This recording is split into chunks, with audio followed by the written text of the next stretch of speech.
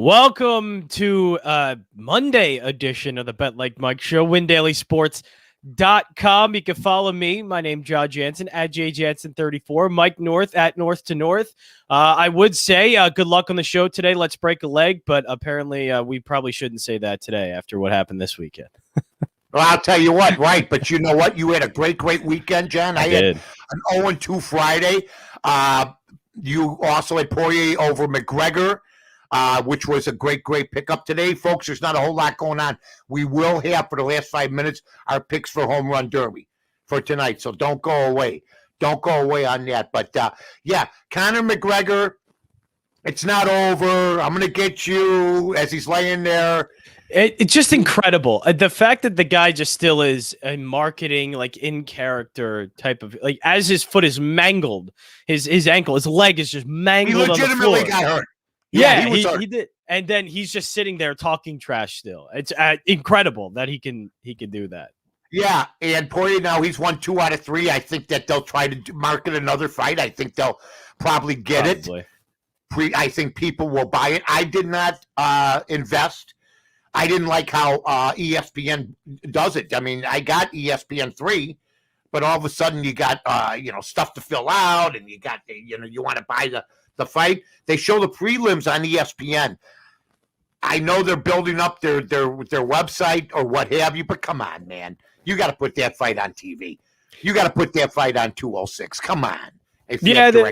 I know pay-per-view for sure could have gone. But yeah, I had problems with ESPN. Well, you were there, right? Well, yeah, I was able to go out to a casino in Atlantic City and watch it, but right, yeah, it's I was able to get it easy, but no, I had to get ESPN Plus so my family at home could watch it, and so I put it on. I bought it on my phone, but apparently it just wouldn't work. Yeah, ESPN Plus app, it's a good idea, and it makes it accessible, but it is a pain in the ass. I can't stand it. It's a pain in the ass. You want to be all grown up. You wanted to be this, be that. You want to be the leader. Just put it on regular TV. You'll make it off everything else that you push it on ESPN 3. That's just my opinion. The fight, non-eventful. They're too short right now. The other fights weren't bad. The one young lady had her head split open, when they head banged and stuff like that. So you know what? It was okay. It still does not beat a big boxing match to me, a big, huge boxing match. I don't care what you're talking about, whether it be heavyweights, middleweights, whether it be the back in the day, the Hagler, Hearns, Leonard, please. Those guys are in another stratosphere compared to this nonsense. And that's exactly what it was. Some people paid a lot of money to go and watch that fight, and it didn't last long. But he legitimately did hurt his leg, but he was starting to get his butt kicked anyway, folks. So I don't know if it would have lasted or not. Now, what did last was Wimbledon this week. The Joker does it again. But I think if he plays somebody better, he was exposed a little bit. I didn't think he played all that good. I thought that the kid, for being green, played him pretty well. I think the Joker knew he could toy with him a little bit. I wasn't ultimately impressed. I've seen a lot more Wimbledon finals that were better. Maybe it was because I never thought that kid had a chance, but he did make it intriguing with the first round. Yeah, first set definitely made it interesting, but then Djokovic does what he does. He wears a guy out, and he wore Berrettini out quick. Berrettini looked great. Yeah, he especially when his back is against the wall, he has no problem sitting back and letting the other opponent make mistakes and plays great defense. And that's what, Novak Djokovic is the ultimate tactician in tennis. And he's the best of all time in my eyes. He's now tied with Roger Federer and Nadal. And yeah, sometimes I agree with you. It doesn't look overly flashy all the time because he's not hitting, with extreme power. He's not the quickest guy, but he's just so smart. And executes his game plan so well each and every time. And he's a machine at this point. And I don't know, I can't, if it wasn't for him hitting a line judge at the U.S. Open, he would already have more than Federer and Nadal at this point. To me, the guy's just the greatest tennis player in the world right now and of all time. I just don't see any argument. It's hard to argue against him. And then you have the Scottish Open where M.W. Lee wins. The Asian influence in golf is becoming more prominent. He goes out to Scotland, wins. against a pretty decent field. And then the John Deere Classic, Lucas Glover wins that one. So there was plenty of stuff as far as your, I guess, auxiliary sports, your street fighting UFC, your golf, your tennis. It was all that and more. Now, let me get to one of the most arrogant men, smug, arrogant, was blessed with 3 Hall of Famers for 20 years. Has an under 500 record when he plays without Tim Duncan. Greg Popovich thought it was good. It'll be good for Kevin Durant and my team to lose to Nigeria, who was a 28-point dog. You're soft as grapes, pal. I'm sorry you ever got the San Antonio job. You got it after you got David Robinson, Bob Hill got ousted out the door. I think he's been overrated. I think he now is being exposed, and to lose to Nigeria, whether it's an exhibition game or not, John, to lose to Nigeria with the best athletes in the world, it's a stain that Tide can't get out. I don't care. They should win the gold medal. I don't think they will, but because they don't have the best players, number one. But when we have a couple of our big studs, and then we have some of our other stars, but not our top stars, and we can't beat Nigeria, there's a problem. Yeah, I guess right now there's a problem, for sure. Like that means they need to get back. Well, that's a problem for me. Right. But yeah, it's just that they need to get in the form for sure, and that's obviously losing to Nigeria. They used to be out to win by 50 when they played teams like Nigeria. Well, the thing is, I think that's going to happen. Like eventually, yeah, these guys are all coming off a long season, a grueling season, a lot of injuries, and I think by the time the USA lost to Nigeria, let's start that again. Yeah, I know it's not good, but then they're just going to win the gold. 30-point favorites, but they're likely going to win the gold medal, and this all. You think they haven't won the gold medal every time? I think they will this time. They're fine. Oh, really? There's teams that got guys. There's teams now stacked that got players like the Joker and Doncic.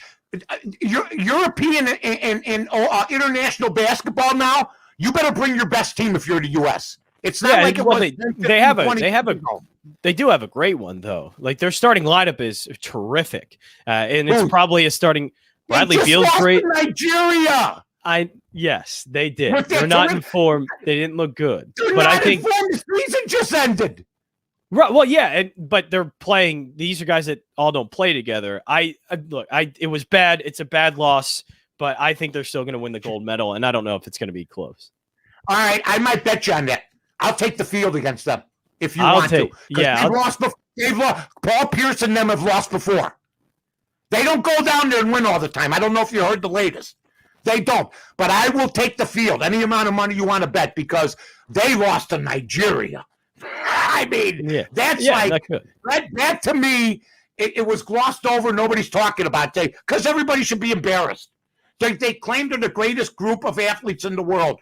And Kevin Durant, you need Curry. You fell on your face this year. Then you lose to Nigeria. You better win the gold medal. They better win the gold medal. But, I mean, I'm seeing around international play, whether it's golf, whether it's tennis, or whether it's the NBA. What have you seen that thinks that the United States is far superior over anybody else in anything now? It's amazing. In basketball, they still are. I mean, this loss, I don't think, is going to – I don't know if coming into the game. Have you watched the last 10 years of international basketball versus the U.S.? And, I mean, in 2006, I think we lost the gold medal. We played for a bronze, didn't we? That's what I think happened. You don't win every time, man. You don't win, but they win most of the time, if not all. That's true. But they don't win most of the time if they lose to Nigeria. Anyway, let's talk about a team that wouldn't lose to Nigeria. Let's talk about the Milwaukee Bucks. Let's talk about this Antetokounmpo. Puts up 2 40-point games in a row. You and I both were on this show, John, telling everybody, slow down. Yes. Slow down. Yeah. They wanted to blow up the team, get rid of this guy, Middleton. Thinking it was going to be a sweep or something like that. Everybody was losing their mind. Very impressed last night with the way the whole Milwaukee Buck team played. They did what they're supposed to do. That's why I couldn't understand why people were panicking after 2 games, because the Phoenix Suns won their first 2, and now it just took Milwaukee comes home and takes care of home court.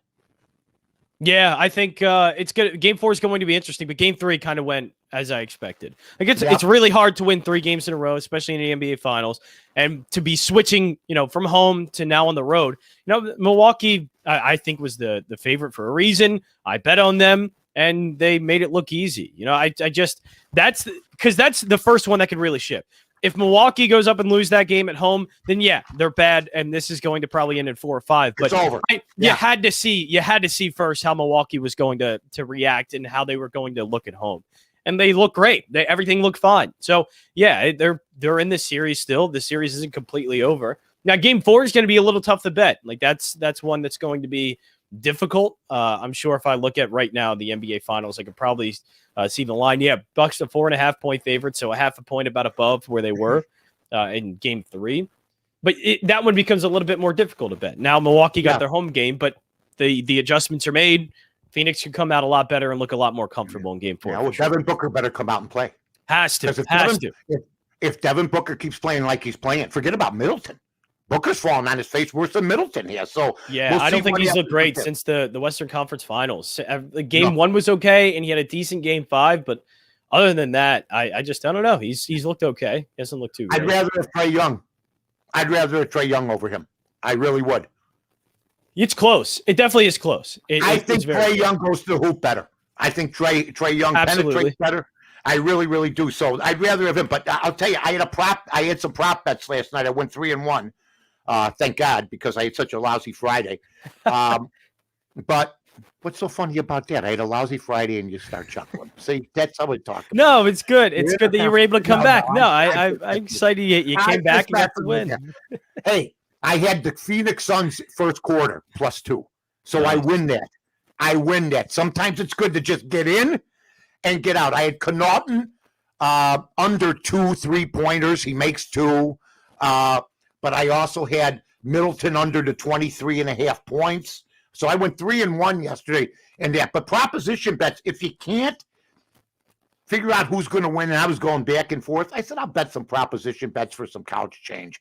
That has really made other people. I mean, to me, either way the game went, I mean, I wanted Milwaukee to win, but either way it went, if I didn't bet it and there were no proposition bets, you may not watch it. Yeah. You may not watch it. That's why proposition bets have been so great. Whether you buy, and another one I had was under 6 rebounds with Lopez. He ended up with 2.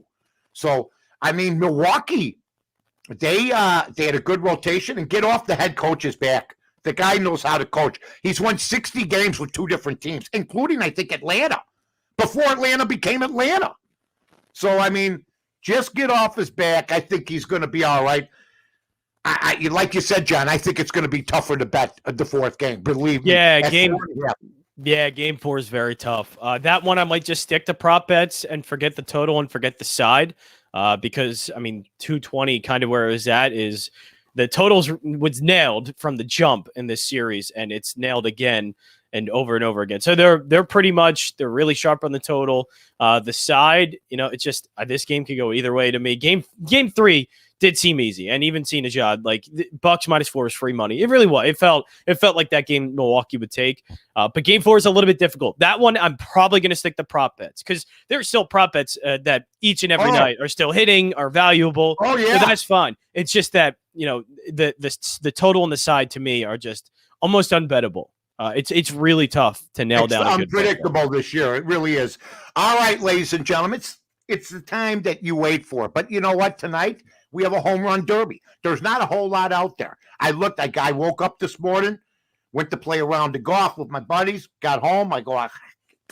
Then I forgot it's the All-Star game. Back in the day, the bookmakers said, thank God we get a day off.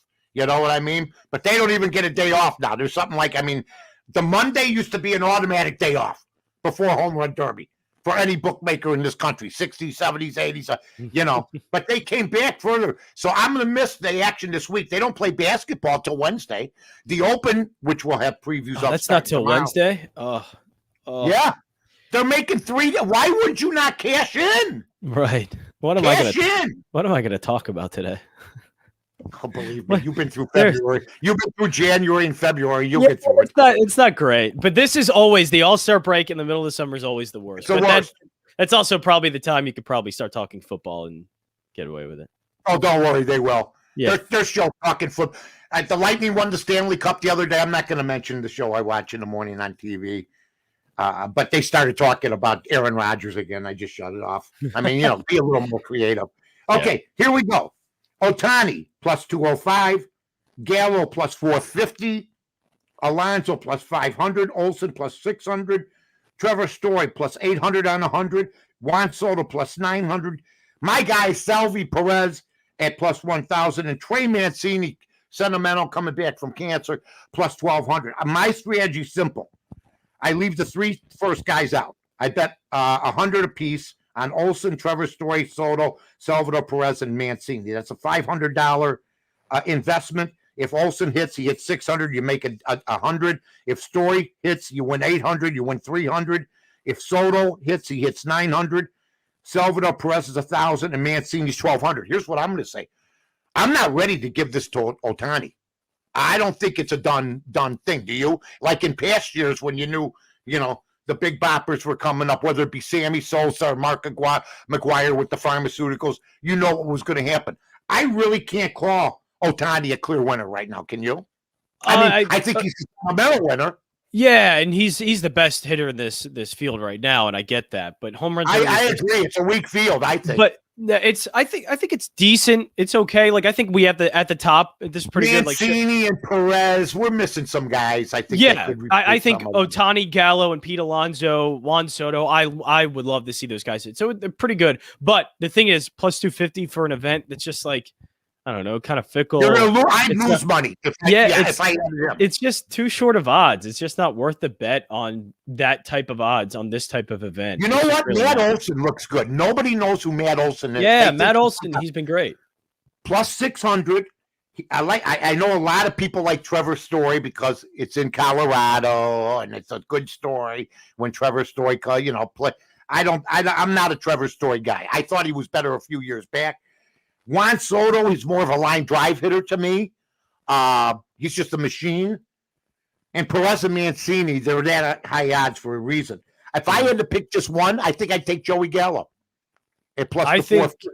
I would probably take Pete Alonso at plus 500. He has like the perfect kind of swing for this event. But Gallo doesn't hit grounders either. He hits a lot of fly balls. That's the kind of guys you want, right? Yeah, for sure. So Gallo, I like. Juan Soto, yes, a little bit more of a line drive hitter, but I do like Juan Soto in this event. And I don't know. It's just to see him at plus, because he's matched up with Shohei Ohtani, and I think Soto could end up winning that first round matchup. So I'm telling you, Ohtani doesn't seem to let anything affect him. I know, he's the pitcher and the hitter.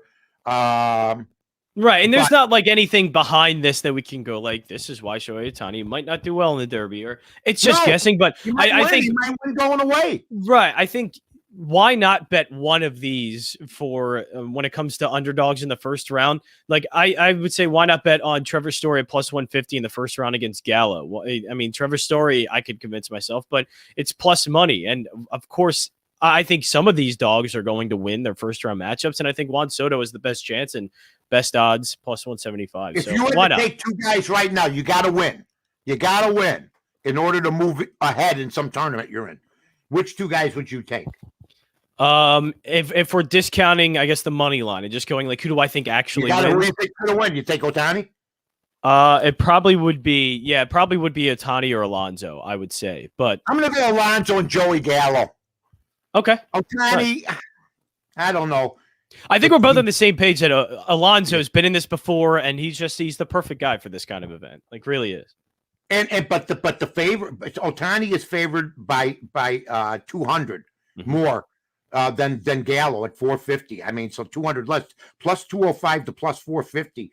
Gallo's a fly ball hitter. Alonso's a fly ball. Well, they're all fly ball hitters. I mean, Ohtani, you don't hit home runs on the ground, ladies and gentlemen. So it should be interesting. If I had to take a pick, I'll probably go with what I said. I'll take Olsen, Story, Soto, Perez, and Mancini tonight, unless I get some sense to me and think that one of the top three guys are going to go for it. But if I do, I'll take Gallo on top of that. So you're shading Nice. towards Otani and Alonso, right? Yep. All right. They lost to Nigeria. That's all I'm telling you, John. They lost to Nigeria. It's like losing to Bulgaria. I mean, it bothered me. That's all I'm trying to say.